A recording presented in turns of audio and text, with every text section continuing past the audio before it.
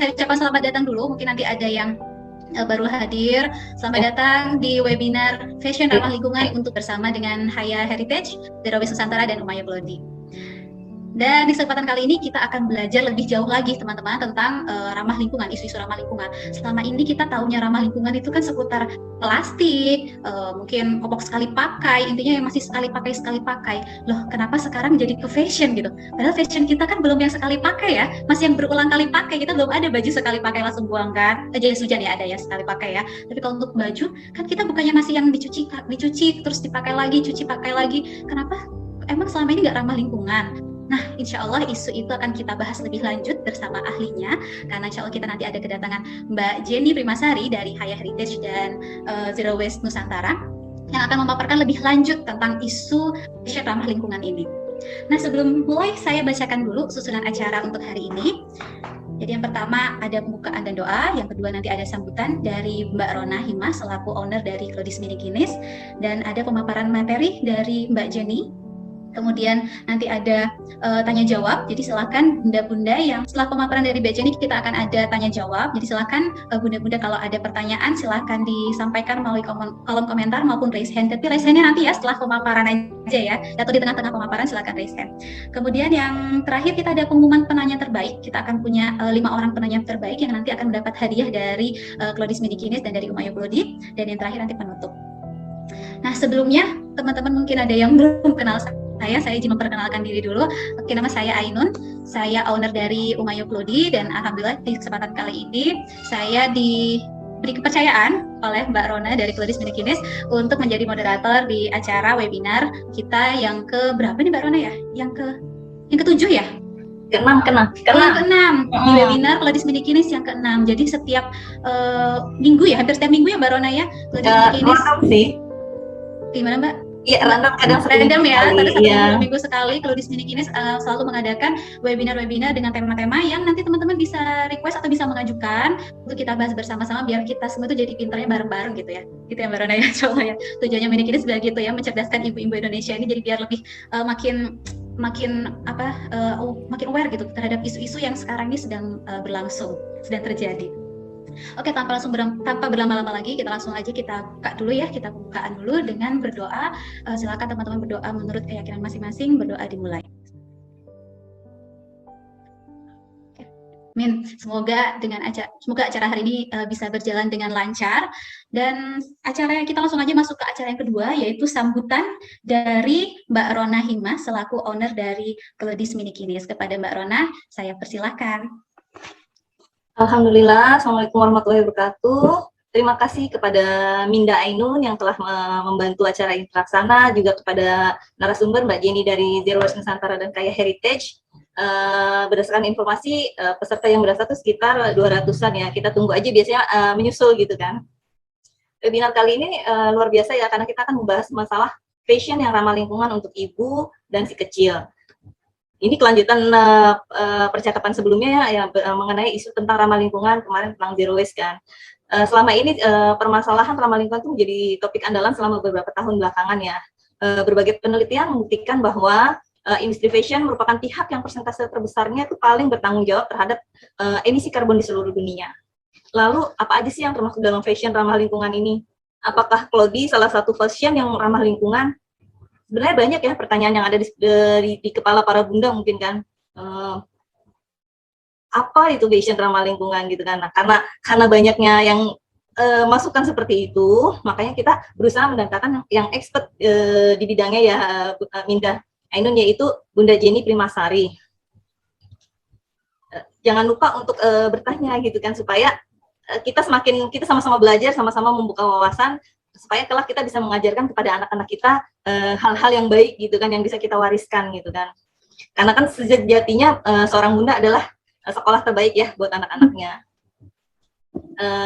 Terima kasih juga buat Minda hebat, Minda Ainun. Dia adalah owner dari Umaya Plody yang salah satu mitra kita yang berada di Tangerang gitu kan.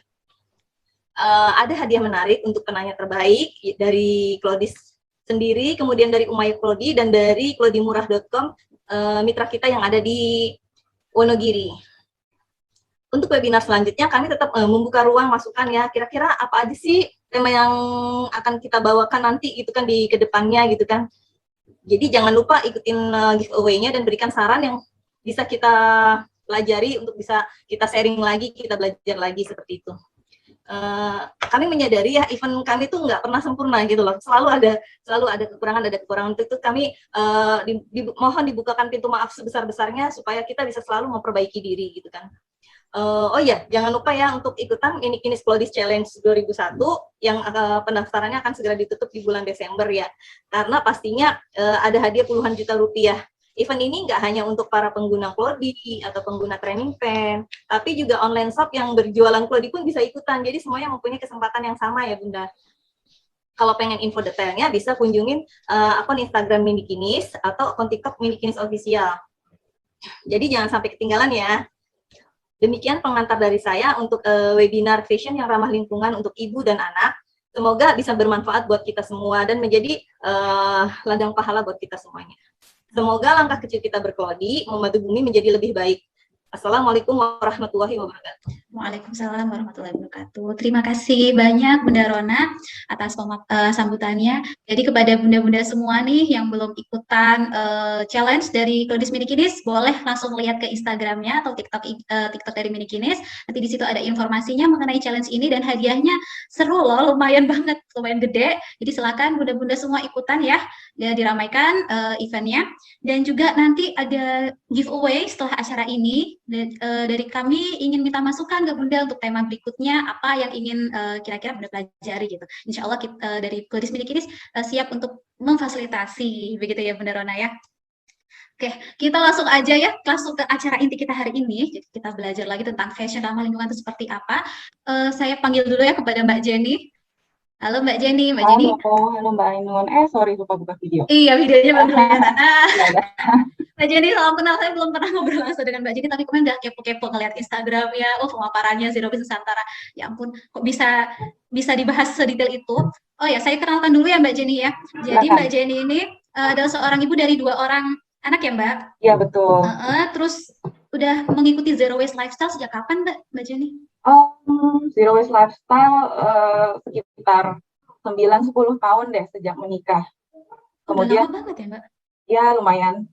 Itu mulai dari sedikit-sedikit ya gitu sampai makin lama makin intens gitu. Jadi nggak langsung jeblet gitu ya? Iya, nggak langsung semuanya tiba-tiba udah memproduksi sampah gitu. Enggak ya? Ya. Untuk Haya Heritage-nya, Mbak Jenny ini mendirikan Haya Heritage di tahun 2015, tapi saat itu masih belum yang berbasis sustainable fashion ya Mbak ya? Betul Mbak, jadi pertama didirikan itu kami memproduksi batik untuk anak-anak dengan kain batik yang konvensional, dengan cara produksi yang konvensional gitu. Di tengah jalan sekitar tahun 2018 itu baru kami beralih mencoba menjadi lebih sustainable, lebih ramah lingkungan. Oke, jadi dari 2018 itu sudah berjalan sekitar 3 tahunan ya Mbak ya? Iya. Oke, nah jadi kayak Mbak Jenny ini udah pakarnya ya, karena melakukan sendiri ya perubahan dari sistem produksi mungkin yang awalnya belum terlalu ramah lingkungan, terus sekarang jadi lebih bertanggung jawab kepada lingkungan gitu ya? Betul. Nah, kita langsung aja nih Mbak Jenny, pemaparan dari Mbak Jenny, karena saya udah kepo banget, ini kenapa sih kok fashion ramah lingkungan, perasaan baju saya masih dicuci-cuci aja. Silakan, saya persilakan kepada Mbak Jenny untuk pemaparannya. Oke, saya share ya screen-nya. Nah, kita kenalan dulu. Saya Jenny Primasari, saya ibu dari 2 anak, tinggal di Jakarta. Saya mendirikan 2 komunitas yang berfokus pada lingkungan. Yang pertama Zero Waste Nusantara, Instagramnya Zero Waste Nusantara. Kemudian yang satunya itu lebih fokus lagi ke fashion, yaitu Sustainable Fashion Indonesia. Itu nama komunitasnya, dengan Instagramnya @ecofashionista_id. Nah, selain kedua komunitas ini yang saya urus sehari-hari, kegiatan saya juga yang tadi Mbak Ainun sempat sebutkan, ada bisnis fashion dengan nama Kaya Heritage.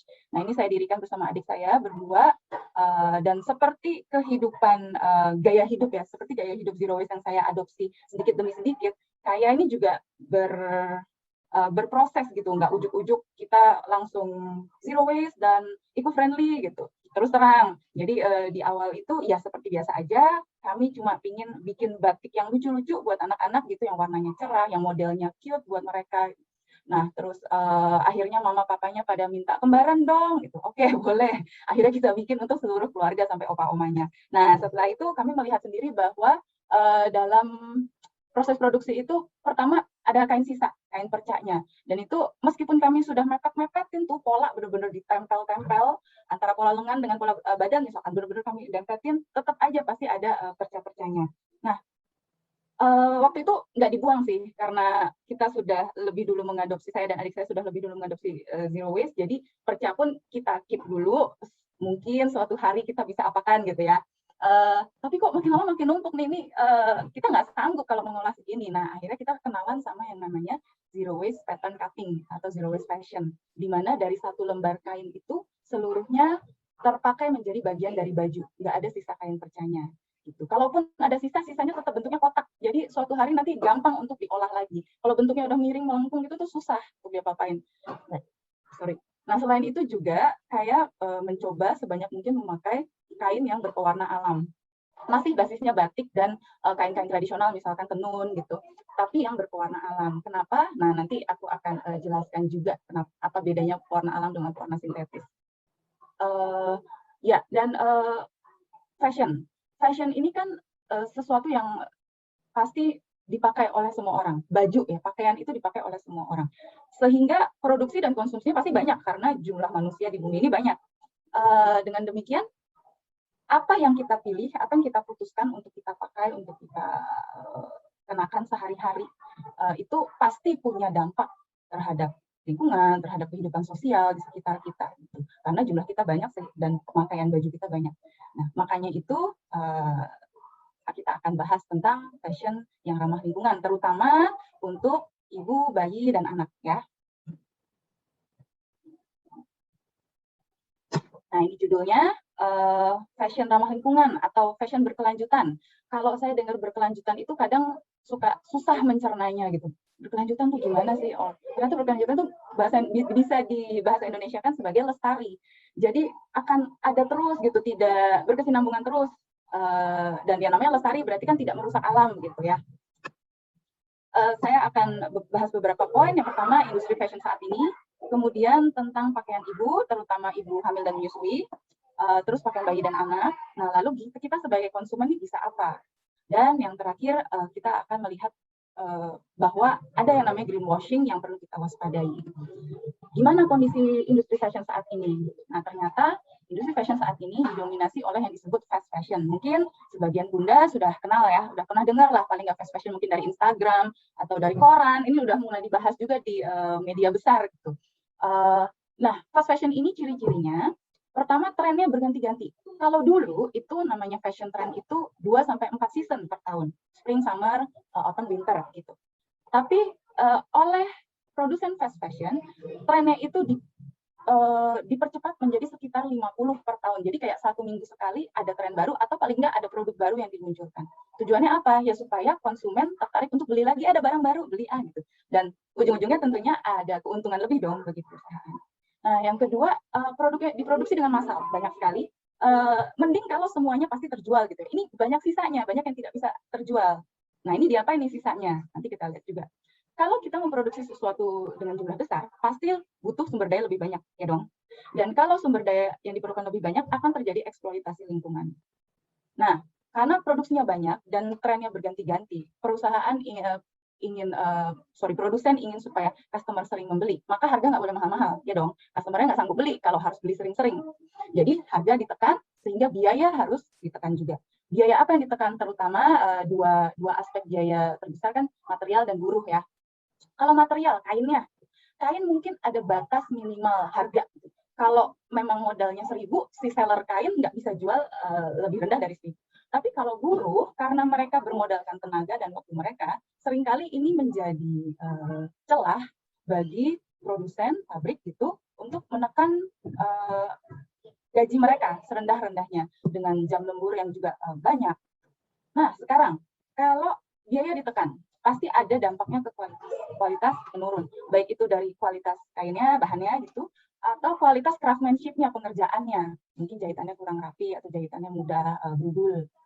Dan karena kualitas turun, pertama kualitas turun, kedua trennya sering berganti. Jadi produk akan lebih cepat dibuang oleh konsumen. Dan ini ada banyak studinya. Teman-teman bisa pasti udah pernah juga deh dengar yang katanya selama sekian tahun terakhir ini manusia mengkonsumsi 60 atau berapa puluh persen lebih banyak baju dibandingkan sekian tahun lalu gitu. Nah ini, sehingga baju itu hampir menjadi disposable juga. Mungkin nggak sekali pakai, tapi ada loh orang-orang yang kalau sudah pakai sekali dan nongol di Instagram nih bajunya, dia nggak mau pakai lagi. Apalagi kalau tahu hari itu dia harus foto-foto lagi untuk Instagram gitu.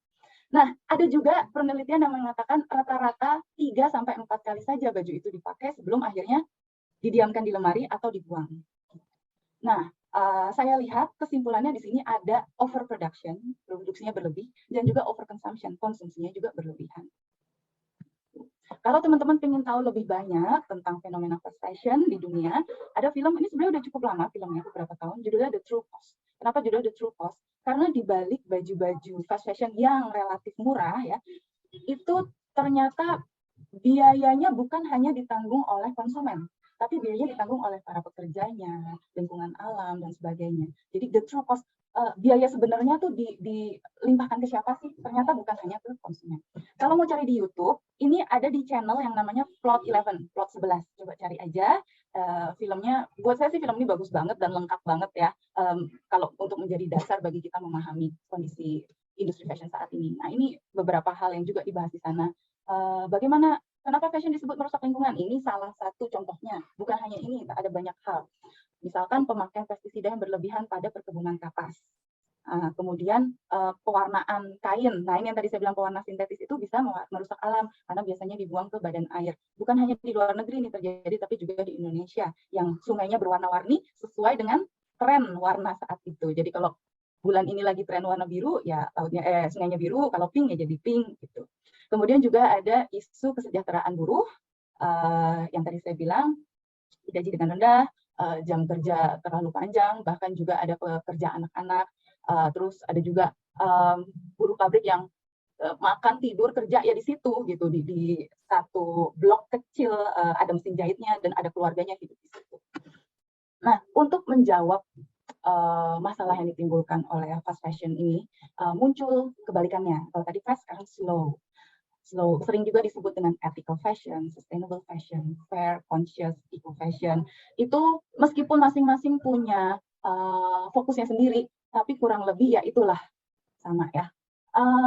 Apa itu slow fashion? Ya kebalikannya, kalau tadi fast fashion itu trennya berubah-ubah, di slow fashion para produsennya berusaha menyajikan model-model baju yang abadi, yang everlasting, yang tidak mudah terpengaruh oleh tren. Terus pewarnaannya dengan pewarnaan alami dari tumbuh-tumbuhan, dari mineral alam, bunga, batang, daun, akar, itu banyak pohon-pohon baik di Indonesia maupun di luar negeri yang sebenarnya bisa dimanfaatkan sebagai pewarna alam. Kemudian pengerjaannya banyak manualnya, misalkan di tenun, atau di batik, atau di shibori ya, sekarang lagi tren tuh shibori. Nah, itu pengerjaannya manual sehingga otomatis membutuhkan waktu lebih lama daripada mesin. Ketika pencelupan pewarnaan alam juga, kalau dicelup warna sintetis 1-2 kali warnanya udah jadi gitu sesuai dengan yang diinginkan. Kalau pewarnaan alam pencelupannya harus diulang-ulang, jadi celup, jemur, 6, 10, bahkan lebih kali. Kemudian salah satu ciri slow fashion juga berusaha meminimalkan limbah produksi dan limbah post konsumen juga sebenarnya. Jadi bukan hanya di produsennya, limbah dari produsen, tapi juga limbah dari konsumen. Misalkan dengan pemakaian pola zero waste, seperti yang kebetulan dilakukan oleh Kaya. Nah, sekarang kita masuk ke poin kedua ya. Oh iya, tadi ada pertanyaan sebenarnya. Nah, kalau kita sudah tahu perbedaannya fast fashion dengan slow fashion, terus kita lihat nih di lemari kita, oh ternyata banyak baju-baju dari fast fashion. Di sini saya nggak bisa sebut merek-mereknya ya, tapi kalau di mall sih hampir semuanya lah.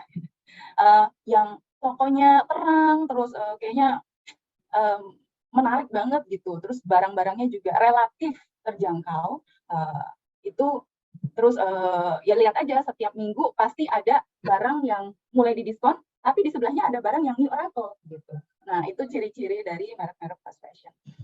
Nah, kalau kita udah tahu bedanya, terus kita lihat lemari, ternyata kebanyakan baju kita fast fashion. Lalu gimana? Apakah kita harus keluarin semua yang fast fashion? Uang entah kemana, terus kita belanja yang slow fashion gitu? Nah, kita simpan dulu pertanyaannya ya. Kita lihat dulu nih tentang pakaian ibu, terutama ibu hamil dan menyusui. Kalau berdasarkan pengalaman saya dan pengalaman teman-teman yang saya ajak ngobrol, problemnya apa sih tentang baju hamil dan menyusui? Pertama, masa pakainya singkat. Kalau baju hamil ya 9 bulan. Kalau ada sekarang baju hamil yang ada bukaan menyusuinya gitu, ya bisa bertahan lah, berarti ditambah menyusui 2 tahun ya, jadi 3 tahun gitu. Tapi kadang juga tuh ketika kita udah melahirkan, terus baju hamil yang gombrong-gombrong itu kok, aduh aku udah nggak pengen deh terlihat gombrong gitu, aku pengen terlihat singset. Jadi ya udah yang gombrong itu dilemarikan dulu. Mungkin nanti kalau hamil adiknya atau nanti untuk apa adik kita gitu, kalau hamil ya boleh dilemarikan. Nah terus problem kedua ini adalah ketika kita hamil muda gitu ya, perutnya belum seberapa, kita tuh nggak ada bayangan nanti pas hamil tua saya perlu baju yang seberapa. Ini ada ada dagangan orang katanya bisa dipakai sampai 9 bulan, tapi ada size-nya lagi SML. Nah ini size SML-nya nih SML yang standar apa gitu, karena kita lagi berubah, berbeda nih dari biasanya. Biasanya saya pakai M, nanti pas hamil apakah saya harus cari XL gitu. Terus akhirnya ketika beli yang nggak terlalu besar gitu, nanti di bulan kelima ternyata udah sempit lagi, harus beli lagi. Berarti baju yang pertama tadi cuma dipakai maksimum 5 bulan. Nah, apa yang ditawarkan di pasar? Mungkin kita berpikir kalau di pasar baju baru sih banyak ya, baju hamil dan menyusui sekarang makin banyak lagi, apalagi online. Tapi kalau kita terus berniat baik untuk cari second pre-love, oh ternyata nggak terlalu mudah nih, jauh lebih sulit daripada nyari baju standar. Apalagi rental, itu juga jarang. Nah, gimana solusi yang saya ajukan di sini? Ini nanti teman-teman boleh tambahin lagi ya. Pertama kita bisa modifikasi baju lama, atau kita mungkin bergabung dengan komunitas ibu hamil dan menyusui gitu.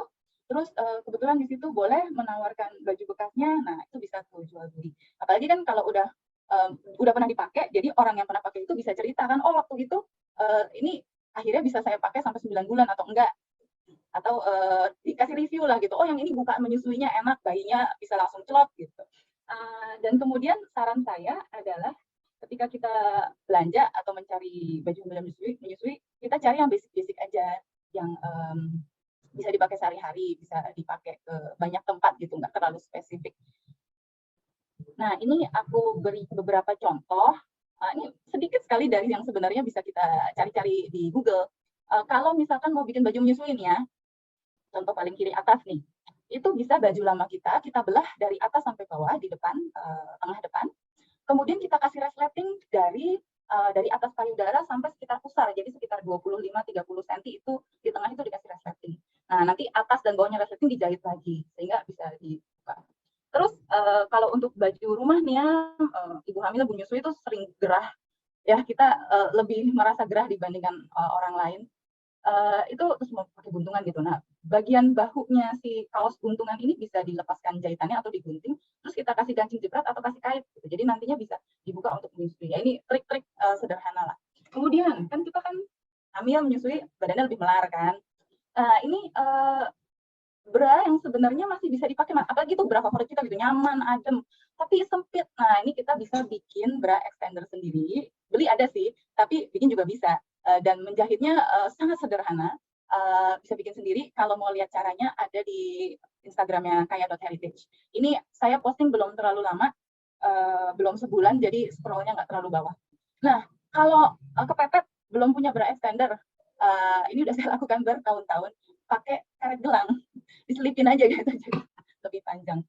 Nah, di bawah nih ada menstrual pad, udah kenal semua dong ya, ini saya ambil yang motifnya mini kinis nih.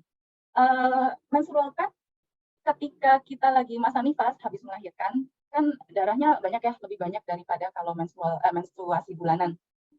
Kalau pengalaman saya sih gitu, dan pengalaman saya juga pakai menstrual pad itu nampungnya lebih banyak daripada pembalut disposable. Semoga ibu-ibu bunda setuju ya. Nah, karena itu menurut saya di masa nifas itu akan lebih enak kalau kita pakai menstrual pad. Dan lebih lembut juga, lebih sehat juga buat kita tentunya. Pasti bunda udah pada tahu deh benefit-benefitnya pemakaian menstrual pad yang berulang pakai. Terus ada satu tips nih, jadi waktu saya mau melahirkan anak kedua, saya siapin menstrual pad saya itu, saya olesi aloe vera gel, terus saya simpen di freezer, jadi beku, dingin. Nah, jadi ketika habis ngelahirin kan ada jahitan atau ada luka, itu kalau kena yang dingin-dingin tuh enak, perihnya hilang. Jadi itu yang saya lakukan. Teman-teman boleh praktekkan kalau di sini ada yang lagi hamil. Nah, terus ada breast pad yang bisa dipakai ulang. Ini kan juga sekarang udah banyak ya. Setelah anaknya selesai nyusuin, breast pad-nya masih ada nih. Mau dikasih ke temen atau ke saudara, rada nggak lucu ya gitu. Breast pad bekas gitu. Tapi masih bagus, masih bersih gitu. Ada breast pad yang pada akhirnya udah kekuningan gitu, tapi ada juga breast pad saya yang masih bersih. Nah, ini saya pakai sebagai pengganti cotton pad, pengganti kapas untuk lap muka. Dan apalagi karena dia lebih lebar, jadi enak kan ngelap mukanya. Klodi yang udah rembes, nih beberapa orang suka nanya juga ke saya, kalau dia rembes diapain ya? Kan udah nggak bisa dikasih orang juga, udah rembes. Nah, ini beberapa hari lalu saya coba bikin hand sanitizer holder atau tas kecil untuk naruh hand sanitizer dari bahan klodi. Karena menurut saya teksturnya pas gitu, tebelnya pas, agak kaku juga, jadi pas lah dimodifikasi menjadi benda ini. Nah, ini beberapa tips praktis terkait dengan masa kehamilan, menyusui, dan setelah menyusui. Oh iya, ada lagi nih baju hamil. Baju hamil yang tadi kalau, aduh longgar banget, aku udah nggak selera, oke yang kayak gitu. Kita bisa jadikan maxi skirt, rok panjang. Dengan cara dipotong sepanjang yang diperlukan, bisa dari pinggangnya, bisa dari dadanya, terus kasih karet aja di paling atas, selesai. Kalau kita nggak bisa mengerjakan sendiri, tukang permak yang lewat depan rumah pasti bisa kerjain. Daripada nggak kepake kan, ya ini mendingan. Nanti sisa atasnya diapain? Ya mau bikin pouch bisa buat belanja ya, buat belanja sayur, atau mau buat lap-lap ya boleh juga. Sekarang kita masuk ke tentang pakaian bayi dan anak. Beberapa problemnya apa ya? Pertama, menurut saya, ketika kita menyiapkan baju bayi itu biasanya bayinya belum lahir. Jadi, apalagi kalau anak pertama ya, ibu-ibu nih belum kebayang kebutuhannya seberapa, mulai dari ukurannya, terus jumlahnya, warnanya, modelnya, apakah lebih enak yang atasan dan bawahan terpisah, atau yang model ada kancingnya di selangkangan terus dibuka, mana yang lebih enak untuk kita ya, karena setiap orang pasti punya preferensi yang beda-beda. Kita belum paham. Terus dengar-dengar perlu banyak baju ya. Wah, belinya jadi banyak, belinya lusinan kalau udah kayak gitu. Terus nanti setelah dipakai 2-3 bulan, ada kemungkinan udah kekecilan kalau baju bayi. Dan kalau bayi ini nanti gumoh lah, atau kalau udah MPASI kelepotan makanan, itu jadi nanti ada nodanya, rusak, atau apa ya, dia goser-goser di lantai mungkin, terus jadi cepet bolong gitu. Ada aja kan kalau anak-anak itu. Dan juga sekarang, kalau dulu mungkin baju bayi ya begitu aja. Kalau sekarang baju bayi juga ada trennya, mengikuti tren orang dewasa. Jadi ada kemungkinan trennya cepat berubah. Ini problemnya. Dan yang kita temukan di pasar seperti apa? Wah, modelnya lucu-lucu. Kalau udah gini makin kalap belanja, ya kan?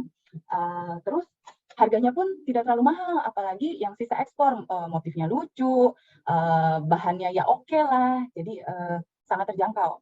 Terus ada juga sekarang baju bayi yang mengklaim dibuat dari katun organik atau kain organik sehingga ramah lingkungan, atau ya fitur-fitur lain deh yang akhirnya menuju ke klaim ramah lingkungan. Gitu. Nah, gimana nih solusinya? Nah, untuk solusinya saya tahan dulu, saya akan bahas tentang kontribusi kita sebagai konsumen dulu, karena nanti jawaban atas pertanyaan tadi akan terjawab. Nah, yang tadi nih, tadi berarti saya udah punya 2 pertanyaan ya. Yang pertama, apakah kita harus mengganti seluruh isi pakaian lemari kita dengan brand-brand slow fashion? Yang kedua, yang tadi tentang apa solusi bagi baju bayi dan anak. Seorang desainer grafis, kalau nggak salah sih namanya Sarah Lazarovic, suatu hari membuat diagram yang kayak piramida ini, di mana menurut dia, kalau kita perlu untuk membeli sesuatu, inilah yang harus kita lakukan mulai dari bawah, karena yang bawah itu yang porsinya paling besar, paling panjang. Use what you have. Gunakan apalah yang kamu pakai. Mungkin kamu tidak perlu beli dulu. Mungkin kamu sebenarnya udah punya barang ini di rumah. Cuma beda dikit gitu, beda warna dikit atau beda modelnya dikit. Tapi overall secara keseluruhan sebenarnya sama. Fungsinya sama. Kalau nggak punya, coba pinjam. Kalau nggak bisa juga, coba bertukar, swap. Sekarang kan udah mulai banyak ya clothes swap, bertukar baju. Terus thrift itu membeli second. Kalau nggak ada juga, apakah kita bisa bikin sendiri? Mungkin kita bisa bikin sendiri dari bahan-bahan yang sudah ada di rumah. Dan kalau kepepet banget, barulah kita beli. Nah, jadi beli itu ada di step terakhir kalau kita sudah tidak bisa melakukan hal-hal lainnya. Sedangkan Orsola De Castro, pendiri dari Fashion Revolution, ini sebuah movement gerakan, mengatakan bahwa the most sustainable garment is the one already in your wardrobe. Jadi mereka berdua nih sama. Mereka mengatakan bahwa yang udah ada di lemarimu itulah yang paling sustainable. Apapun mereknya, apapun warnanya, apapun bahannya. Tapi karena kita tidak perlu mengeruk sumber daya baru, kita tidak perlu mengeluarkan energi baru, maka itu menjadi barang-barang yang paling sustainable. Sama dengan zero waste di dapur. Apakah kita harus beli tumbler baru, tempat makan stainless baru, sedotan baru, gitu kan? Sudah enggak kan? Kita udah punya tempat makan berbahan lain, bukan stainless, ya it's okay gitu. Tumbler udah banyak, tempat minum anak-anak yang biasa dipakai ke sekolah, tapi kita punya banyak banget, ya suruh aja bapaknya bawa satu gitu, biarpun gambarnya Hello Kitty ya nggak apa-apa lah gitu. Sama dengan pakaian juga seperti itu. Nah, ini saya akan paparkan beberapa tips memilih pakaian untuk ibu dan anak. Sebenarnya bisa diterapkan untuk segala jenis pakaian dan mungkin juga segala jenis barang yang kita perlukan. Kalau teman-teman ada tambahkan, silahkan ya nanti ditambahkan di chat. Pertama, kalau kita harus membeli baru, apa sih yang kita perhatikan? Yang pertama, bahan atau seratnya. Bahan atau serat itu secara umum bisa dibagi 3, natural, semi-sintetis, dan sintetis. Natural yang berasal dari tumbuhan ya biasanya, tumbuhan atau hewan, dari makhluk hidup. Katun, linen, rami itu dari tumbuhan. Wool dan sutra itu dari hewan. Kemudian ada yang namanya semi-sintetis. Semi-sintetis ini bahan bakunya awalnya memang dari makhluk hidup, terutama tumbuhan, kayu, dan bambu. Tapi dalam proses pengubahannya menjadi kain itu menggunakan bahan kimia sintetis, karena kalau katun ya dari kapas itu tinggal ditarik-tarik menjadi serat benang gitu, dipintal menjadi benang, kemudian ditenun menjadi kain. Tapi kalau dari kayu kan kita nggak bisa sikat kayunya sampai menjadi benang. Nah, kayu ini harus dilumerkan lah gitu, dilebur menjadi cairan, menjadi seperti sup gitu. Terus sup ini didorong ke dalam seperti jet spray air tuh, didorong sehingga keluarnya berupa benang-benang. Nah, kemudian ditenun menjadi kain. Kurang lebih seperti itu secara garis besar. Untuk proses detailnya teman-teman bisa googling. Nah, itu yang terjadi pada kain rayon, viskos, modal, dan juga kain bambu. Kemudian ada kain yang sepenuhnya sintetis, seperti polyester, microfiber, ada yang disebut modal, terus elastan. Elastan ini yang kaos yang melar. Nah, mana yang paling baik? Tergantung dari mau dipakai sebagai apa. Kalau misalkan untuk atasan sehari-hari, ya kalau untuk saya sendiri sih, saya sukanya katun. Tuh, kaos pun yang bahannya katun. Kalau udah ada tulisannya 70 katun, 30 polyester tuh buat saya udah nggak nyaman. Jadi kalau bisa sih benar-benar 100% katun aja. Nggak usah nanggung 90-10 lah. Nanggung banget tinggal 10% lagi kan. Cuma memang kaos itu biasanya ada campuran elastannya supaya dia bisa melar. Kemudian kalau untuk sepatu atau tas atau baju renang, ya memang akan lebih tahan lama, akan lebih tidak cepat kotor kalau bahannya polyester terus terang gitu ya. Jadi saya nggak bisa bilang paling baik itu serat natural semua gitu, tergantung penggunaannya. Kita timbang-timbang mana yang nantinya lebih tahan lama, mana yang lebih jadi kalaupun ini natural tapi harus sering ganti, kan ujung-ujungnya nggak ramah lingkungan juga gitu, menghabiskan terlalu banyak sumber daya. Nah, terus kalau kita bisa nemu kain organik, bagus. Kalau kita bisa cari yang berpewarna alami, bagus. Tapi ini tidak bisa diwajibkan juga kalau menurut saya, karena juga suplainya belum terlalu banyak di Indonesia.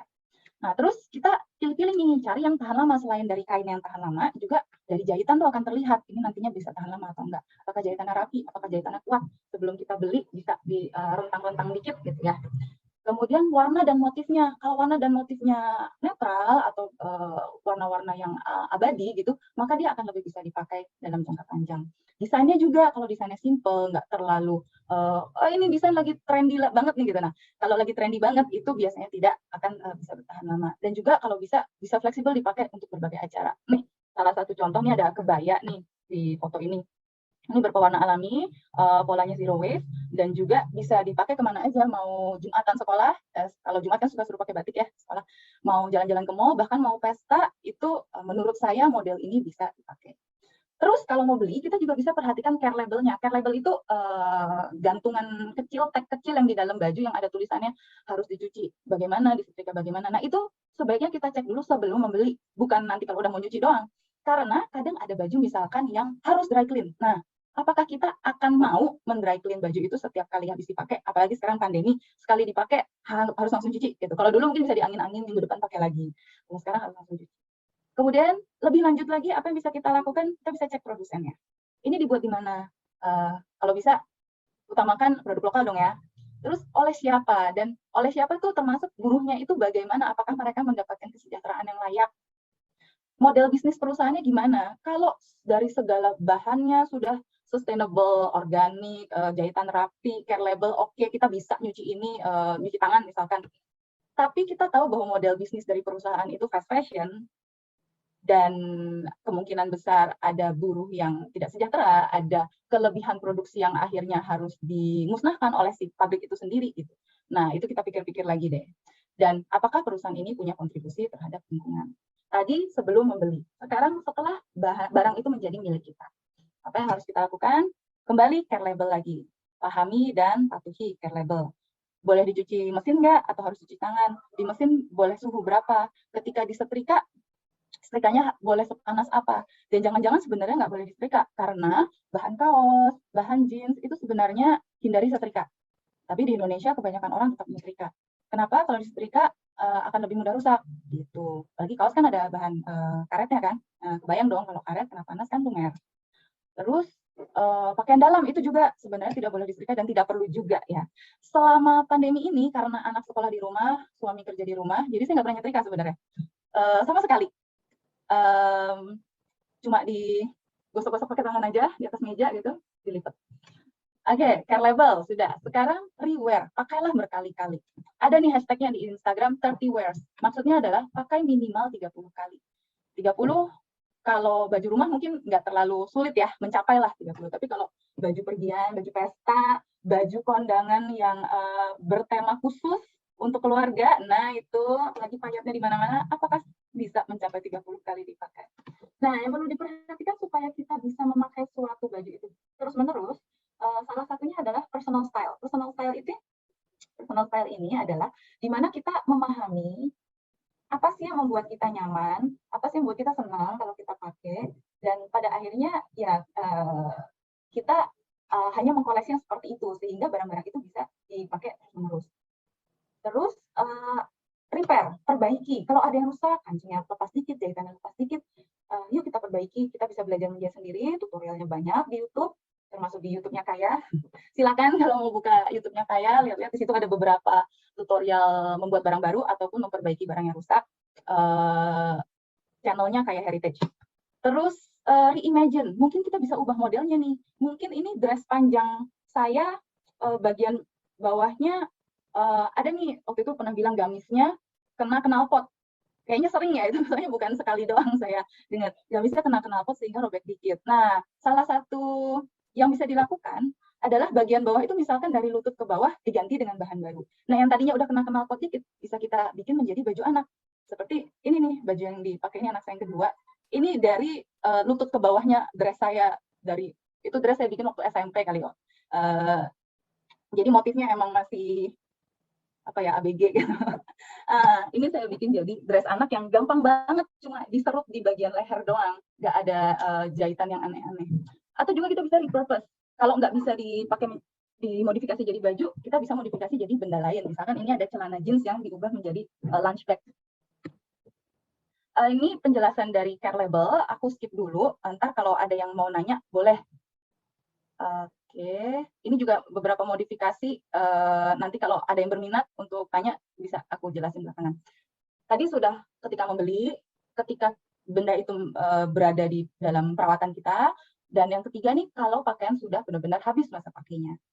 Kalau udah usang banget, kok sangat using nih salah ketik ya, harusnya sangat usang atau rusak parah. Pertama, kalau bahannya pure serat alam, katun, linen tadi, itu bisa dikomposkan. Komposkannya pun tidak perlu yang komposter khusus. Kemarin tuh saya lagi memperbaiki, me-layout taman saya. Terus ada bagian yang mau saya alasin kain dulu, terus baru saya kasih batu-batu kerikil gitu. Saya mau bikin jalan setapak. Nah, supaya batunya itu nggak nyampur sama tanah di bawahnya, saya coba alasin pakai baju-baju bekas yang bahannya katun.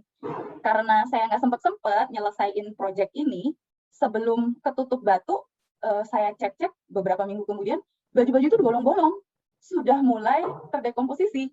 Jadi nggak sulit untuk mengomposkan kain yang memang berasal dari serat alam gitu. nggak apa-apa itu kain bisa saya ganti, tapi saya menjadi dapat pencerahan bahwa oh ternyata mengompos kain itu mudah. Dan kemudian kalau bukan dari serat alam, ada beberapa recycler pendaur ulang yang menerima. Tapi beda-beda nih, ada pendaur ulang yang khusus menerimanya katun, ada yang khusus menerimanya polyester. Terus kalau barang itu udah kekecilan, sebenarnya masih bagus, tapi kekecilan atau modelnya udah nggak pantas lagi buat dipakai saya, kita bisa carikan pemilik baru. Mulai dari kita lungsurin ke saudara, lungsurin ke tetangga, ke teman, ke ponakan, atau kita bertukar tadi swap, atau kita jual pre-love. Lumayan kan, kalau kita tukeran itu, kita tanpa modal mendapatkan baju baru. Kalau kita jual, kita mendapatkan ya uang gitu, hasil penjualan. Kembali ke pakaian bayi dan anak tadi. Dengan problem yang ada, dan dengan bahasan tadi tentang cara memilih, merawat, dan membuang pakaian, gimana nih menurut teman-teman? Kalau apa yang bisa kita lakukan terhadap baju bayi?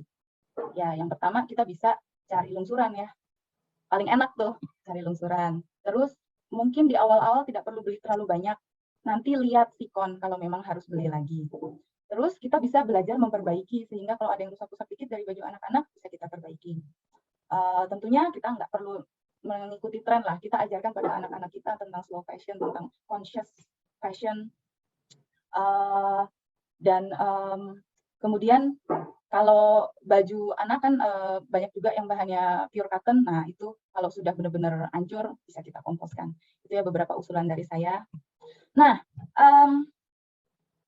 selain hal-hal tadi, ini nih ada beberapa aktivitas yang belakangan ini makin banyak dilakukan orang. Dan sebenarnya ini adalah hal-hal yang baik. Yang pertama thrifting, beli second. Cuma kita perlu waspada terhadap beberapa hal. Misalkan kalau thrifting, ada kan toko-toko yang khusus menjual barang bekas, baik itu toko fisik maupun toko online. Ada juga yang kalau di Jakarta tuh di Senen, di Jogja juga saya dengar banyak tuh, aduh apa namanya, Awul-Awul ya kalau nggak salah ya. Itu baju yang diimpor, baju bekas diimpor, dan memang tujuannya untuk dijual kembali di Indonesia. Yang pertama, mengimpor baju untuk dijual, mengimpor baju bekas untuk dijual kembali itu pertama melanggar hukum. Terus itu kan dalam bayangan saya sih, dan memang ini saya baca juga, bahwa yang terjadi di negara-negara maju itu orang-orang menggunakan jalur penjualan barang bekas ini sebagai apologi untuk dia berganti-ganti baju sendiri. Jadi, kan nanti bisa aku jual, kan nanti bisa aku donasikan ke toko baju bekas itu. Jadi nggak apa-apa dong aku ganti-ganti. Nah, kalau yang kayak gitu, apakah kita perlu mendukung kegiatan yang seperti itu gitu? Tentunya enggak. Kalau memang kita punya mindset slow fashion tadi. Nah, jadi kalau kita beli second, mungkin kita bisa cek alasannya dijual kenapa, sehingga memang kita mendukung orang-orang yang punya misi serupa dengan kita. Lalu decluttering, bersih-bersih lemari atau bersih-bersih ruangan rumah. Terus dan akhirnya berhasil nih kita mengosongkan lemari. Nah, setelah kosong terus gimana? Apakah kita isi dengan barang baru lagi? Dipikir sendiri ya. Dan kemudian hasil declutteringnya mau diapain? Ini bisa kita salurkan dengan hijab. Kalau kita sampai ke poin ketiga, kalau kita mau donasikan, pastikan dulu sesuai dengan kebutuhannya si penerima donasi. Jangan sampai kita hanya memindahkan barang dari rumah kita ke tempat orang lain dan di sana pun numpuk doang gitu, nggak bisa dipakai dengan optimal. Yang terakhir, poin terakhir yang mau saya bahas hari ini adalah tentang greenwashing, yaitu membuat klaim yang kesannya lebih green atau lebih ramah lingkungan dibanding kondisi sebenarnya. Siapa yang melakukan? Biasanya pihak yang ingin supaya orang-orang membeli atau memakai produknya. Ini tidak semua pihak yang melakukan 1, 2, 3, ini kan ada 3 poin. Yang melakukan 3 pihak ini melakukan greenwashing ya, saya nggak bilang semuanya. Tapi kita harus cek apakah hal-hal ini dilakukan atas dasar greenwashing atau tidak. Yang pertama, tentang recycled fiber. Ada nih brand-brand besar yang menggunakan bahan hasil daur ulang, dari botol katanya, dari botol plastik, botol PET dijadikan sepatu atau dijadikan tas gitu. Wah, berarti ini lebih ramah lingkungan. Nah, coba kita cek lagi. Pertama, ketika sebuah kain, selembar kain dibuat dari botol bekas, maka termasuk kategori polyester yang ketika dicuci akan melepaskan mikroplastik ke air cucian, masuk ke sungai, masuk ke laut. Jadi menambah jumlah mikroplastik di lautan. Kemudian kalau kita mendaur ulang plastik, itu ada batas daur ulangnya. Nggak bisa 10-20 kali. Mungkin hanya 2 kali, 3 kali maksimum. Dan kemudian ada energi yang dipakai di situ ketika mengubah botol menjadi kain, itu energi yang dipakai cukup besar. Dan kemudian sebenarnya ada satu poin lagi, di mana industri fashion ini udah cukup pusing mengurus limbahnya sendiri, limbah tekstil. Kalau kita malah memakai kain yang berasal dari bekas industri lain, ngapain juga gitu? Apa enggak lebih baik kita, kalau kita memang perlu memakai recycled fiber, pakailah yang di-recycle dari kain juga gitu. Idealnya seperti itu. Kemudian nih, ada nih merek-merek yang menyediakan drop box untuk mendaur ulang baju lama. Jadi kita bisa taruh baju lama kita di situ, mereka mengklaim ini akan didaur ulang. Nah, kalau kamu taruh baju di sini, saya kasih diskon 15% untuk belanja di toko saya lagi. Kelihatan dong ya, itu siklusnya gimana? Sebenarnya niatan dia apa? Dan ada juga yang meneliti bahwa ternyata baju-baju yang udah didonasikan oleh konsumen tadi, banyak yang numpuk doang, tidak bisa didaur ulang. Karena ngedaur ulang tekstil itu, yang pendaur ulang pun bilang sulit. Ngedaur ulang tekstil itu tidak semudah mendaur ulang bahan-bahan lain. Gitu. Yang terakhir, kalau ada merek yang mengeluarkan koleksi organik atau koleksi sustainable, sebagian kecil dari seluruh koleksinya, tapi dia tetap menerapkan fast fashion. Nah, ini yang tadi saya sempat sebutkan juga. Kita perlu pikir-pikir lagi, apakah kita perlu mendukung bisnis mereka. Ya, kesimpulannya, saya ingin mengajak kita semua untuk bertekad nih. Pertama, kita berdayakan dulu isi lemari kita. Kalau kita harus beli, kita belilah yang benar-benar perlu, dan belilah yang baik dalam arti kualitasnya, baik dalam arti menyejahterakan orang-orang di sekitarnya. Kemudian kita pakai dan kita rawat apa yang kita miliki dengan cinta, dan ketika kita akhirnya harus melepaskan, kita lepaskan dengan bertanggung jawab. Nah, ringkasan dari presentasi ini, bentuknya beda sih, tapi intinya sama. Itu saya bikin sebuah booklet, e-booklet, bisa dibuka di bit.ly/ecofashionista strip booklet.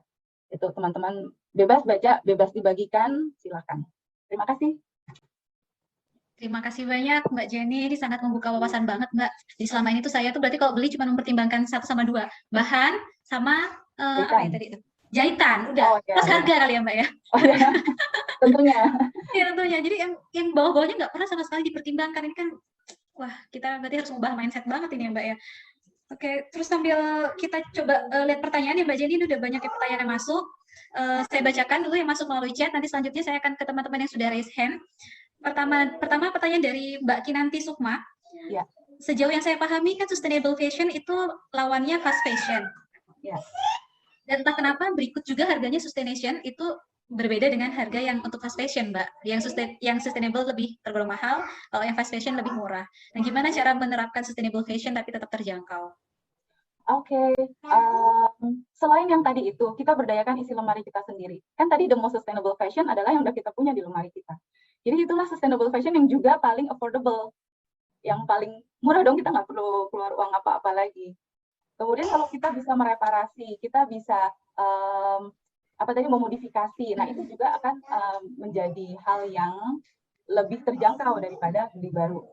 Tapi kalaupun kita lagi perlu barang baru, harus baru nih, karena kita nggak punya, dan kita mau cari brand yang lebih mendukung sustainability, sebenarnya produsen sustainable fashion Indonesia, terutama yang berupa UKM ya, itu harganya tidak lebih mahal daripada fast fashion yang di mall.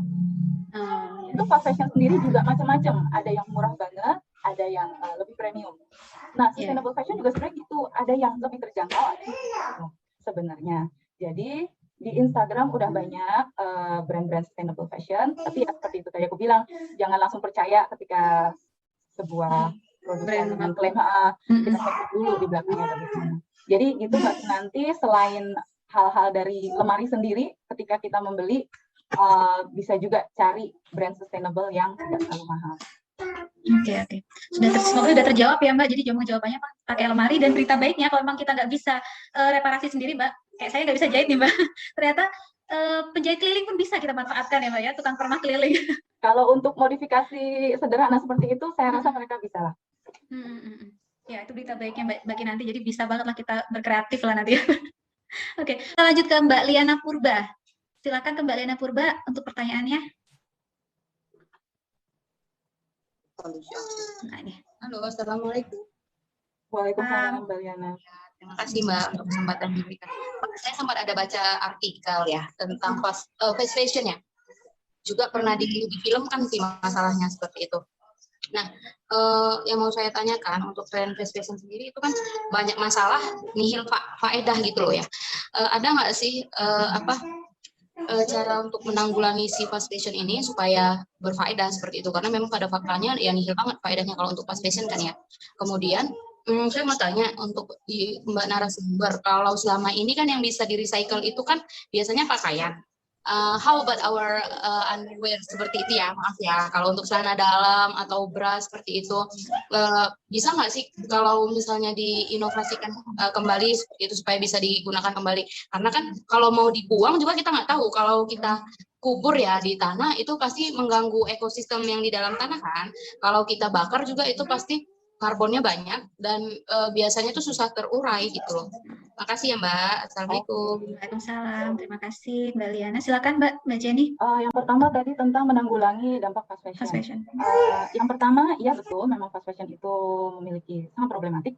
Terus kita sebagai konsumen bisa bersuara dengan ya jangan beli fast fashion pertama, karena kita itu setiap kali kita membeli sesuatu sebenarnya kita tuh lagi voting, kita lagi pemilu gitu, kita lagi memilih sesuatu. Mendukung ya. Ya, mana yang kita dukung, mana yang nantinya akan bisa berkembang karena kita dukung, mana yang nantinya akan redup karena tidak ada pendukungnya. Gitu. Itu pertama. Yang kedua, ada juga badan-badan seperti NGO atau organisasi gitulah, yang memang khusus kerjanya mendorong fast fashion ini supaya tidak lagi mempraktekkan hal-hal yang tidak etis gitu. Jadi misalkan fast fashion yang selama pandemi ini karena penjualannya turun, terus dia tidak mau bayar pabriknya di benua Asia misalkan, itu terjadi gitu. Jadi si pabrik kan mereka outsource, mereka maklon ya, maklon besar-besaran gitu ya, besar-besaran dan kebanyakan memang di Asia. Nah, pabrik ini nggak dibayar sama si brand, sehingga pabrik juga nggak bisa bayar pekerjanya. Nah, ada nih organisasi yang bikin hashtag pay up, bayar. Dan akhirnya ada beberapa brand yang nurut gitu, akhirnya mereka bayar. Ada juga yang sampai sekarang masih ditagih-tagih terus. Jadi selain dari kita konsumen, kita juga bisa mendukung organisasi tersebut dalam mereka terus menyuarakan ya keadilan dalam fashion. Yang kedua tadi tentang pakaian dalam. Pakaian dalam, aku mau share dikit nih. Ini ada gambar. Ini tempat handphone yang saya bikin supaya handphone itu kalau kedempet di dalam tas nggak rusak atau yang mungkin jatuh dikit nggak terlalu jeder gitu. Saya perlu kantong handphone yang empuk.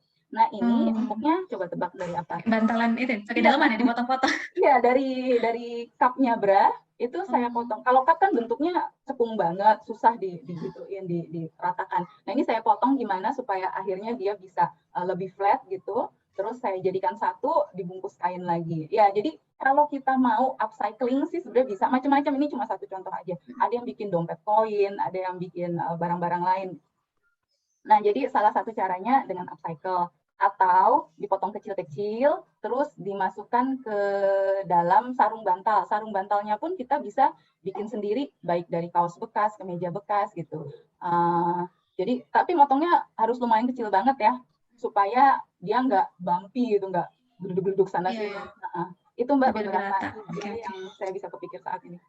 Ya. Berarti untuk dalaman bisa diide pakai kayak gitu ya Mbak, masukin potong-potong kecil-kecil, terus masukin ke sarung bantal, itu yang paling gampang kayaknya ya Mbak. Ya. yang nggak bisa jahit-jahit pun bisa sih harusnya. Ya kan selama pandemi ini banyak orang yang terus jadi hobi berkebun, ada juga yang jadi hobi masak. Nah, belum banyak yang terus pelariannya ke menjahit gitu. Nah, saya tuh sebenarnya pingin gitu supaya lebih banyak orang-orang yang jadi lebih hobi menjahit. Yang gampang-gampang aja supaya kita bisa benerin yang di rumah. Iya benar, tapi itu basic skill sebenarnya Mbak Jenny ya, harusnya kayak ibu-ibu harus bisa. Iya, menurut saya menjahit itu sebuah life skill. Seperti masak lah, kita nggak usah bisa masak seperti chef bintang 5. Tapi kalau kita bisa masak seadanya, hidup kita kan menjadi jauh lebih mudah. Begitu juga dengan menjahit. Kalau kita bisa jahit dikit-dikit, hidup kita akan jauh lebih mudah, percaya deh. Ya, semangat, berarti kita harus belajar jahit nih, kayaknya rame-rame nih ya. Belajar jahit yang simpel-simpel aja dulu. Iya. Oke Mbak, kita lanjut ke pertanyaan selanjutnya. Ini ada dari Mbak Dina. Kalau untuk baju pre-love atau hasil thrifting, itu gimana ya Mbak ya penanganannya? Karena mungkin termasuk saya pun, saya jarang beli yang pre-love Mbak. Karena itu katanya kan khawatir di bekas orang, takutnya orang tuh kena habis, kita nggak tahu penyakit orang sakit apa, kayak gitu-gitu Mbak. Iya, Karena kita betul. ketakutan akan hal seperti itu. Nah, kalau dari Mbak Jenny ada saran nggak Mbak untuk ini ya, treatment untuk yang baju-baju bekas ini? Oke, yang pertama seperti yang tadi di slide saya, kalau bisa kita beli dari orang atau pihak yang punya misi serupa dengan kita. Biasanya kalau memang dia mengadopsi slow fashion, maka dia akan merawat barangnya dengan baik biasanya. Jadi kan lebih terjamin lah kondisi barang itu, dicucinya bersih, belum ada bolong dan lain-lain. Kedua, kalau kita bisa beli dari orang-orang seperti itu, kemungkinan kita kenal sama orang ini. Jadi kan lebih percaya juga dong kalau kita kenal. Kalau untuk pre-love di luaran, kalau memang kita harus beli yang seperti itu, nggak ada treatment khusus. Kalau saya sih mikirnya gini ya, ketika kita pandemi ini, terus rekomendasi untuk pencucian baju itu pokoknya dengan deterjen, dengan sabun gitu ya, dengan pembersih. Dan itu udah cukup. Nah, jadi dengan dasar itu saya rasa kalau kita cuci aja ya udah cukup sih untuk membersihkan. Ya nggak ada treatment khusus. Saya lebih ke sebelum membelinya itu kita make sure kita beli barang yang baik. Ya kan biasanya kan banyak kan pre-love nih, kalau sekarang karena pandemi ya Mbak ya, banyak kan online gitu ya. Kita kadang nggak tahu orangnya gitu kan. Berarti emang dari saran Mbak Jenny lebih baik kalau kita tahu orangnya ya Mbak ya, jadi lebih yakin gitu, oh ini Mbak orangnya mah orang apik gitu. Jadi barangnya pasti dijaga dengan baik, nggak yang butut-butut amat gitu. Kalau saya pribadi sih saya belanja pre-love dari orang-orang yang saya kenal, paling enggak di komunitas Zero Waste Nusantara atau di Ecofashionista gitu. Jadi paling enggak saya rasa orang itu juga nggak akan berani jual yang tidak layak gitu ya ke dalam komunitasnya sendiri ya dong. Iya ya, karena ada komunitasnya sendiri, ada wadahnya ya. Bisa. Oh Mbak Jenny tuh BTW, by the way kalau mau masuk komunitas Zero Waste Nusantara berarti ada bisa juga ya Mbak ya? Boleh. Aku nggak sediain linknya nih di sini. Jadi gini, ada Instagramnya kan. Kalau Instagram kan bisa di follow semua orang. Nanti kalau mau masuk ke grup WhatsApp-nya itu DM aja. DM di situ. Iya. Terus ada juga grup WhatsApp yang fokus bahasannya itu ke fashion yang dari Ecofashionista tadi. Jadi DM aja deh di kedua akun tadi, Zero Waste Nusantara atau @ecofashionista_id. Nanti kalau udah DM nanti saya kasih link untuk masuk grupnya. Oke, terima kasih Mbak. Jadi bisa DM aja ke Mbak Jenny untuk bisa masuk ke grup ITRA. Berarti yang Ecofashionista nggak harus supplier atau produsen baju ya Mbak? Kebetulan ini komunitasnya. Kebetulan memang ada dua jenis grup WhatsApp. Yang pertama untuk produsennya, yang kedua untuk saya menyebutnya entusias atau orang-orang yang berminat terhadap slow fashion gitu.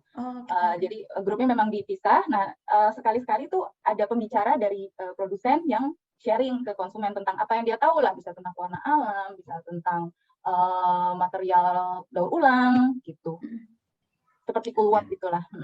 Berarti ada rutin informasi dari pihak produsennya, dari pihak Ecofashionistanya sendiri ya Mbak ya. Iya. Jadi biar kita tuh makin tercerahkan gitu tentang isu fashion yang sustainable ini. Iya. Oke, kita lanjut ke penanya berikutnya dari Mbak Ani Laturahma. Silakan Mbak, boleh di-unmute. Halo Mbak Ani. Halo, Assalamualaikum Mbak.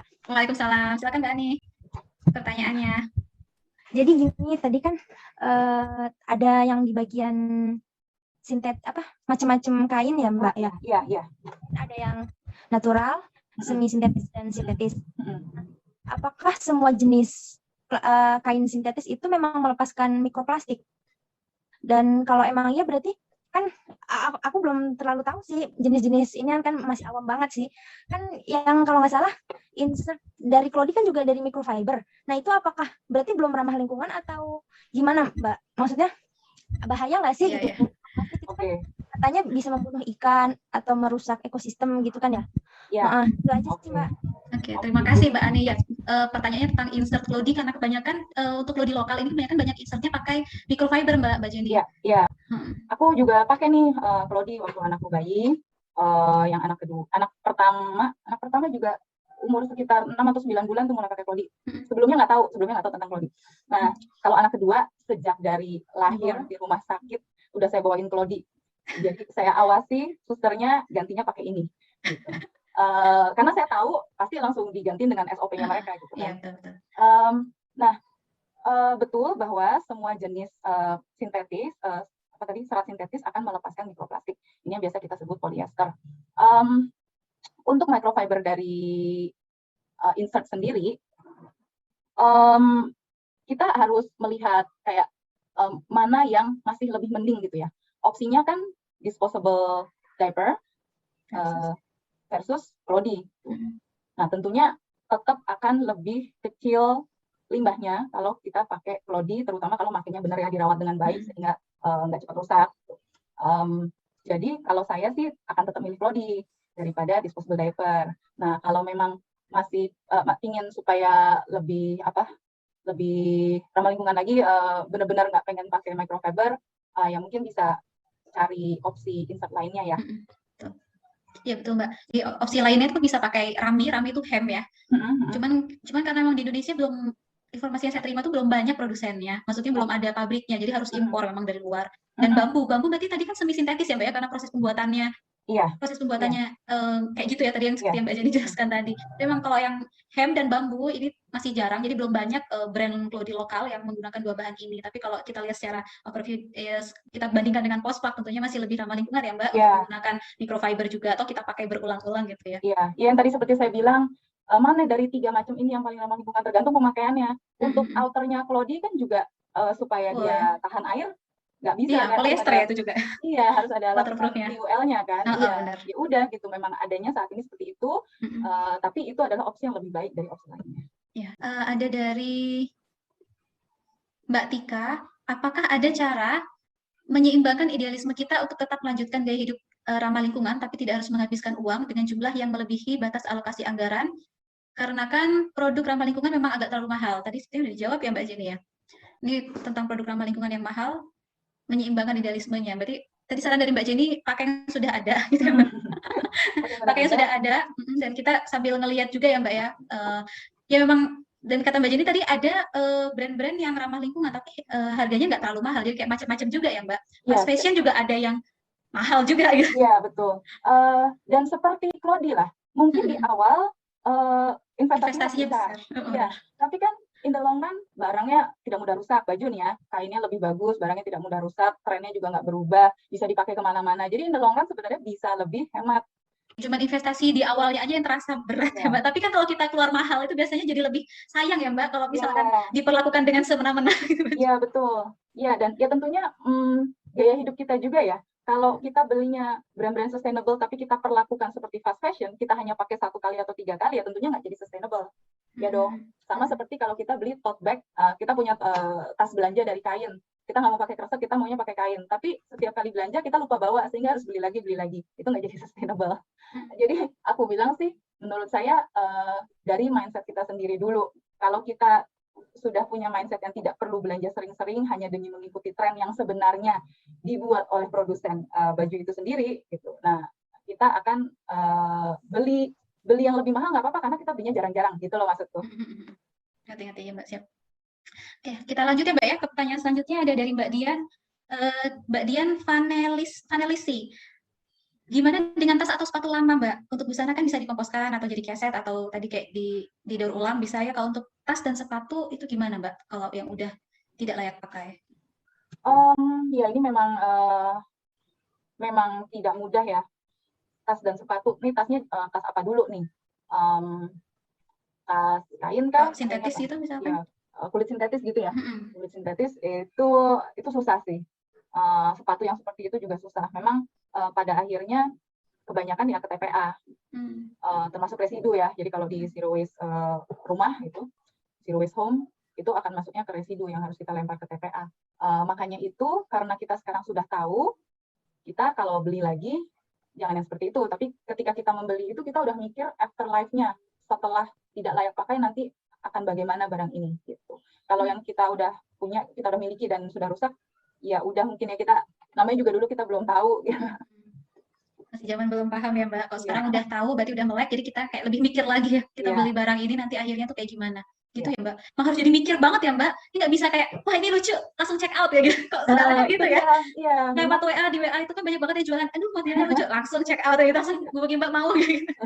Iya, sejak menerapkan gaya hidup ini memang saya jadi sangat jarang belanja, nggak perlu lagi ke mall, karena belanja untuk makanan juga nggak mau ke supermarket lagi karena semua sayuran di sana diplastikin, jadi kan belinya ke pasar. Akhirnya saya nggak merasa perlu ke mall lagi tuh, kecuali ya anak perlu sepatu untuk sekolah gitu ya, itu ke mall mungkin gitu. Tapi Ya, untuk sehari-hari udah nggak perlu lagi. Iya, betul Mbak. Jadi lebih hemat sebenarnya Mbak jatuhnya ya. Oh, Karena kita jadi nggak konsumtif kan sekarang. Kalau misalkan udah menerapkan ini tuh jadi kayak belanja tuh malas gitu kan. Belanja kalau yang nggak perlu banget kan jadi malas gitu. Iya, anak kedua saya itu hampir tidak mengeluarkan uang gitu. Mulai dari popoknya tadi Klodinya sebagian lungsuran dari kakaknya, sebagian memang saya beli baru. Terus kalau baju-baju udah 95% kali lungsuran. Dia nggak perlu beli apa-apa. Iya, buku bacaan juga lungsuran dari kakaknya. Iya, benar. Anak kedua tuh sebenarnya nggak perlu apa-apa. Oke. Mbak, ini ada pertanyaan dari Mbak Amelia Mariam. Mungkin yang terakhir kali ya Mbak ya. Dari Mbak Amelia Mariam, izin bertanya, Klodi kan termasuk dalam industri fashion. Apakah penggunaan proses produksi Klodi ini dalam pencemaran lingkungan kayak industri fashion pada umumnya, di balik ramah lingkungannya Klodi dibanding pakai pospak ya ini konteksnya. Jadi dalam sistem produksinya sendiri gitu loh Mbak. Kalau Mbak Jenny melihatnya itu gimana? Apakah secara keseluruhan mungkin dibandingkan sama pospak ternyata misalkan Klodi ternyata menghasilkan limbah juga gitu kan? Dibandingkan dengan pospak, pernah melakukan studi lebih lanjut nggak Mbak Jenny tentang ini? Terus terang enggak. Terus terang saya tidak terlalu paham dapurnya Klodi. Saya pengguna aja. Tapi kalau saya misalkan bandingkan antara masker medis dengan masker kain gitu ya, masker sekali pakai dengan masker kain. Mungkin masker kain ini juga kainnya diproduksi dengan mencemari, terus karetnya juga mungkin di pabriknya ada limbahnya dan sebagainya gitu. Tapi saya lihat si masker medis juga kan punya limbahnya sendiri gitu. Jadi ketika dalam proses produksi, ya moga-moga sih Klodi, namanya dia mengeluarkan produk yang ramah lingkungan gitu, moga-moga produksinya juga sudah memperhatikan aspek itu. Tapi ketika dalam proses produksi itu sama-sama punya limbahnya sendiri, dan setelah di tangan kita, baru kita bisa mengontrol gitu mana yang sekali pakai, mana yang bisa dipakai berulang kali. Ya aku tentunya akan pilih, saya sendiri akan pilih yang bisa dipakai berulang kali. Ya, jadi karena bisa dipakai berulang kali, tapi juga sebenarnya di Alpers juga kan kita juga motong butuh pulp terus ya, maksudnya bahan bakunya kita nggak pakai cuma satu gitu kan, kita pakai untuk satu anak bisa beribuan gitu, ribuan di Alpers. Belum lagi zat kimia sintetis yang tidak baik buat anaknya gitu kan, yang sering menyebabkan ruam dan sebagainya. Iya, jadi secara keseluruhan juga bisa dibilang ya tetap masih menang kan Mbak ya, masih menang Klodi kayaknya insya Allah. Mbak Jenny gimana Mbak, kira-kira masih kita sudah 1,5 jam di bersama, apakah masih ini sebenarnya masih ada pertanyaan, apakah mau dilanjut atau gimana Mbak Jenny? Tergantung dari Mini Kinis dan Umayo Klodi aja. Oh Mbak Jenny kalau menjawab 3 pertanyaan lagi masih oke? Oke, Mbak, terima kasih Mbak. Kita ke Mbak Nuni kali ya, ke Mbak Nuni Mawarni. Silakan Mbak Nuni, saya unmute, bisa di-unmute. Silakan kalau ingin mengajukan pertanyaan, Mbak Nuni Mawarni. Halo, selamat sore Mbak. Selamat sore. Bertanya untuk baju kan biasanya dari emak-emak ya, kadang di lemari udah penuh, masih aja pengen beli gitu. Untuk mengantisipasi itu gimana ya, maksudnya biar bajunya tetap terpakai, tapi fashion nggak ketinggalan gitu lah. Suka ada. Oke Mbak, ini seperti menyimpulkan yang presentasi tadi ya. Pertama, ketika kita membeli yang baru, kita pilih yang modelnya itu akan bertahan lama, bukan hanya sekedar tren sesaat. Mulai dari warnanya, dari motifnya, dari potongannya, bentuknya gitu, siluetnya. Nah, itu yang pertama. Yang kedua, kalau kita punya banyak barang-barang lama yang sebenarnya masih bagus, bahannya masih bagus, mungkin juga dulu kita beli ini ada kenangannya gitu ya. Tapi modelnya sudah nggak cocok lah untuk zaman sekarang gitu. Saya bukan bilang nggak trendy, tapi kita merasa tidak cocok kalau memakai itu. Nah, itu bisa dimodifikasi. Modifikasinya gimana? Ya tergantung dengan kebutuhannya. Apakah modifikasinya perlu diperbesar atau perlu diperkecil, atau hanya perlu ditambahkan aksen-aksen, misalkan kita potong gambar bunga dari kaos lain gitu, terus kita jahitkan di situ, itu misalkan supaya lebih terlihat diremajakan lah gitu bajunya. Itu bisa. Atau ada bolongnya dikit, terus kita tambal. Sekarang nih lagi tren namanya visible mending. Jadi kalau nambal sesuatu sengaja dilihatin. Sengaja dikasih benang yang warnanya beda atau kain yang warnanya kontras. Nah, itu bisa jadi cara untuk meremajakan baju. Dan yang terakhir tentunya Kita perlu mengubah mindset bahwa kita tuh nggak perlu ngejar tren. Apalagi ini kemarin saya baca juga di Instagram caption dari orang lain, bagus nih menurut saya. Sebenarnya kalau kita belanja itu, karena kita sudah punya selera ya, sebenarnya kalau kita belanja, itu kita pasti belanjanya yang gitu lagi. Ya, mulai dari warnanya, potongannya, atau mungkin jenisnya. Misalkan ada orang yang senangnya pakai atasan dan bawahan, ada orang yang senangnya pakai terusan gitu. Nah, kalau kita emang seleranya terusan, kita akan lebih banyak beli terusan. Jadi, nggak perlu beli baru lagi, karena yang kita sukai itu sebenarnya sudah ada kok di lemari kita. Kita cek lagi aja ke lemari. Mindset, Mbak. Baik lagi ke mindset ya, betul. Ya sudah terjawab ya Mbak Nuni ya, baik lagi ke mindset kita. Kalau sebenarnya modelnya ya itu aja kok, gitu. Kan mungkin beda warnanya gitu. Iya. Ya. Yuk kita lanjut. Ini ada pertanyaan menarik dari Mbak Suci Nurmaning Tias. Pertanyaan pertama, bagaimana meningkatkan kesadaran masyarakat untuk menghilangkan budaya konsumtif, terutama pada barang-barang yang sudah didaur ulang. Jadi gimana nih Mbak, kita kalau pengen ngajak masyarakat itu tipsnya gimana? Karena kan banyak dari produsen atau penjual pakaian yang mempromosikan barangnya dapat didaur ulang, sedangkan kenyataannya sudah didaur ulang, tapi karena modelnya bagus-bagus, jadi tertarik untuk membeli. Itu pertanyaan pertama. Dijawab dulu pertanyaan pertama kali ya Mbak ya, soalnya panjang nih pertanyaannya. Tentang daur ulang, tentang janji produsen bahwa barangnya sudah. Kalau di baju sih jarang ada produsen yang menjanjikan, yang mengklaim baju ini recyclable. Biasanya sih itu yang plastik-plastik itulah, botol shampoo, botol minuman, recyclable. Oke, recyclable bisa didaur ulang, tapi apakah akan didaur ulang? Kita nggak tahu siapa yang mengontrol. Kan? Mungkin bunda-bunda di sini yang sudah paham tentang sustainable lifestyle, udah mulai misahin setor ke bank sampah gitu, tapi kan orang lain belum tentu punya pemahaman seperti itu. Nah, tentang gimana cara menyadarkan masyarakat. Menurut saya, banyak di antara masyarakat yang memang belum tahu tentang isu ini. Nah, caranya gimana? Kita sebagai yang sudah tahu, kita harus membantu mengedukasi, menyebarkan pengetahuan ini. Bisa dengan kasih link, itu tadi film The True Cost. Kasih aja linknya, kan film gitu, asik kan nontonnya. Atau link booklet yang tadi saya bikin itu, bit.ly/eco-fashionista strip booklet. Nah, booklet itu boleh disebarkan linknya, biar orang juga baca, oh ternyata ada yang namanya fast fashion, ada yang kebalikannya. Dan sebenarnya dengan kondisi bumi kita yang seperti ini, akan lebih bijak kalau kita gini. Gitu. Jadi gimana caranya, itu tanggung jawab kita juga sebagai sesama konsumen untuk menyebarkan berita ini. Kemudian kita bisa yang tadi menekan produsennya dengan cara ya jangan mendukung bisnis mereka. Ya kita bisa juga kayak misalkan nih hasil dari kelas ini, hasil dari webinar ini teman-teman bisa bikin resume misalkan melalui dibikin di posting ya di feed, kemudian kan makin banyak ya sedikit demi sedikit dari feed postingan kita bisa banyak yang lihat. Misalkan teman-teman juga bisa share di WA, itu banyak sebenarnya media yang bisa kita gunakan ya Mbak, apalagi sekarang kan zaman sosial media. Jadi kita bisa banget ini kok. Jadi selain bisa juga dengan cara yang tadi Mbak Jenny sebutkan, kita share ada film kayak gini nih loh kenyataannya. Karena sepertinya bukan tidak sadar tapi bukan tidak sadar kayak nggak tahu sebenarnya Mbak bahwa ini ada masalah gitu. Iya, belum tahu. Jadi benar-benar kalau udah tahu tapi masih bandel ya udah. Ya udah. Terus kita ngasih tahu gitu. Betul. Ya. Benar-benar. Ya, itu tadi pertanyaan yang pertama. Pertanyaan yang kedua tadi Mbak Suci. Halo, Assalamualaikum. Waalaikumsalam. Silakan Mbak Ovi, pertanyaannya. Ya, tanya itu cara gimana? Cara memilih klodi atau pakaian yang aman buat bayi kalau misal belanja di online gitu. Oke, jadi pertanyaannya gimana cara memilih pakaian atau klodi yang aman untuk bayi jika belanjanya melalui online? Ya, tadi sebenarnya udah termasuk yang dijelaskan sama Mbak Jenny ya Mbak, diulang. Iya, kalau klodi ya beli di Mbak Ainun aja. Gitu. Aman ya Mbak ya? Iya, insya Allah. Betul. Saya promosi ya. Kalau untuk baju-baju bayi, kalau kita kenal sama sellernya akan jauh lebih enak. Menurutku ya. Kita nanya-nanya lebih enak.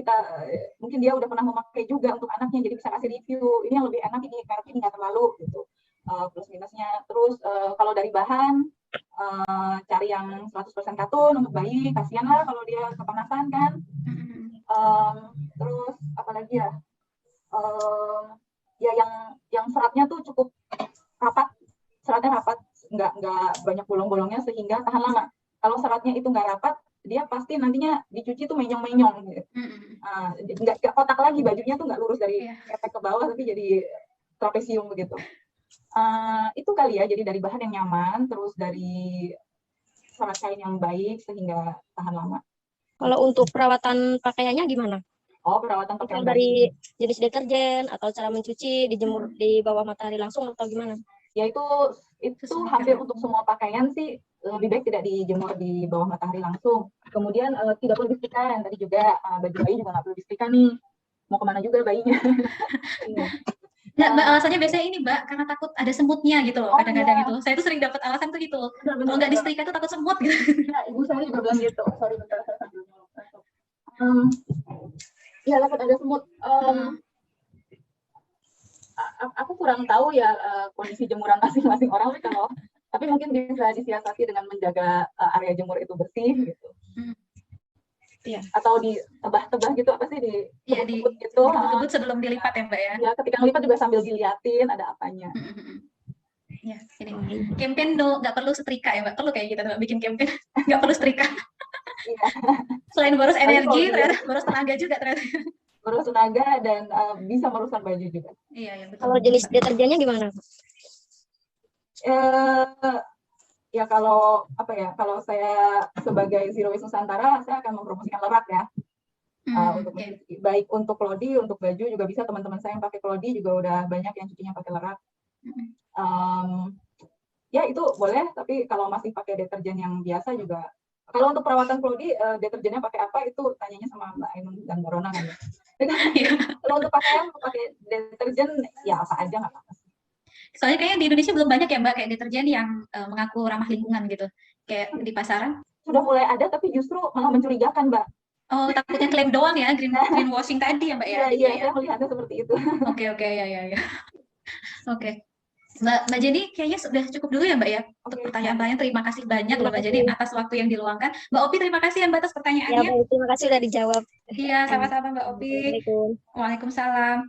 Nah, nggak kerasa ini kita sudah 1 jam 45 menit bersama. Sebelum kita akhiri, Mbak Rona, saya minta pengumuman untuk penanya terbaiknya untuk dibacakan ya, Mbak. Boleh diinfokan ke saya dulu untuk penanya terbaik. Boleh. Oh ya, saya mau nambahin boleh. Silakan Mbak Rona. Ini kan tadi ada pertanyaan menarik ya mengenai apakah produsen Klodi itu proses produksi di produsen Klodi itu apakah sudah ramah lingkungan atau enggak ya? Saya pribadi sebagai produsen Klodi di Minikinis Klodis, kita mempunyai concern yang utama ya untuk kita walaupun belum 100% zero waste, tapi kita berusaha untuk meminimalisir sampah untuk sisa hasil produksi yang memang udah tidak bisa kita gunakan lagi. Biasanya kita kirimkan ke pengepul untuk dikirimkan ke pabrik besar yang memang dia mempunyai sistem penguraian benang, Mbak. Jadi Mbak Jenny, dari sisa-sisa kain itu, baik itu katun, polyester ataupun katun, karena kan sebagian bahan yang diproduksi oleh Minikinis kan berbagai macam jenis bahan ya, ada yang dari katun, ada yang dari bambu, ada yang dari polyester juga. Nah, kita kirim ke pengepul, terus pengepul yang akan masukin ke pabrik besar ada di Jakarta, dia memisahkan sampah-sampah kain sisa tekstil untuk menjadi benang kembali, diurai menjadi benang kembali, kemudian dia akan membuat produk dari sisa benang itu. Produknya sih lumayan bagus gitu ya, keiniannya bantalan pesawat itu loh, Mbak, bantalan di kursi-kursi pesawat. Nah, hasil akhirnya tuh seperti itu.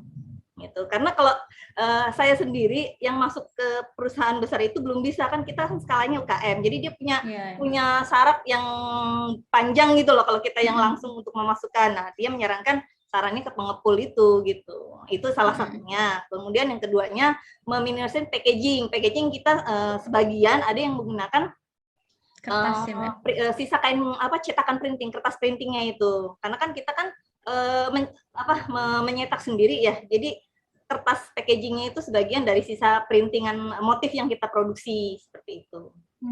Okay. Mungkin concern kita untuk berusaha meminimkan sampah.